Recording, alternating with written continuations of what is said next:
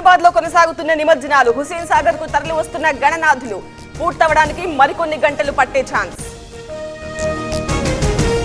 ఆకాశంలో కనువిందు చేయనున్న బ్లడ్ మూన్ చంద్రగ్రహణం కారణంగా అరుదైన దృశ్యం. ఈ మధ్యాహ్నం తరువాత ఆలయాలు మూసివేత.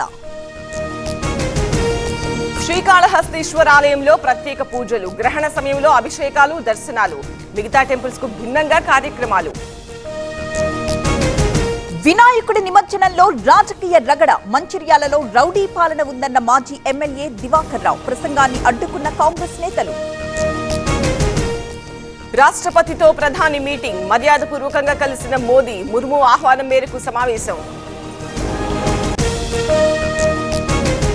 షాద్ నగర్ లో ఇందిరమ్మ ఇళ్లు ప్రారంభం. పాల్గొన్న పొంగులేటి, జూపల్లి, వాకిటి. మాట నిలబెట్టుకున్నామన్న మంత్రులు. ఈ world IVF day OSS wheel of hope తిప్పండి. Free IVF గెలుచుకోండి.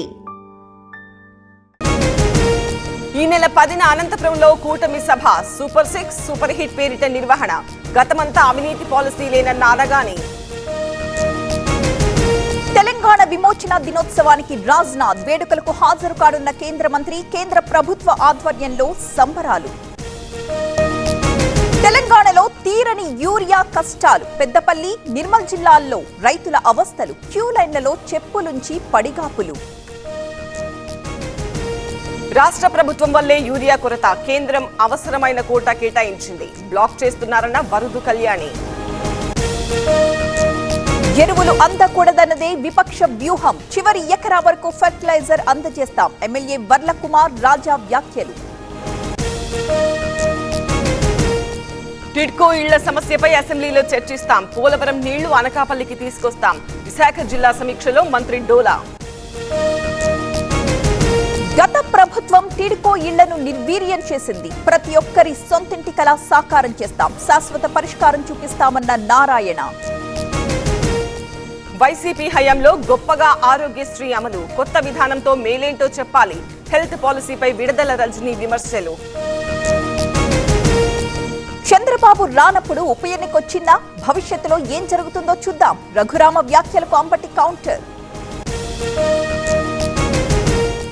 నంద్యాల జిల్లా కోవెలకుంట్లలో విషజ్వరాలు. ఆసుపత్రులకు క్యూ కట్టిన జనాలు. డెంగ్యూతో అస్వస్థత. చర్చ్ దగ్గర వినాయక పాటలు. ఘర్షణకు దిగిన క్రైస్తవులు. ఎన్టీఆర్ జిల్లా పరిటాలలో ఘటన.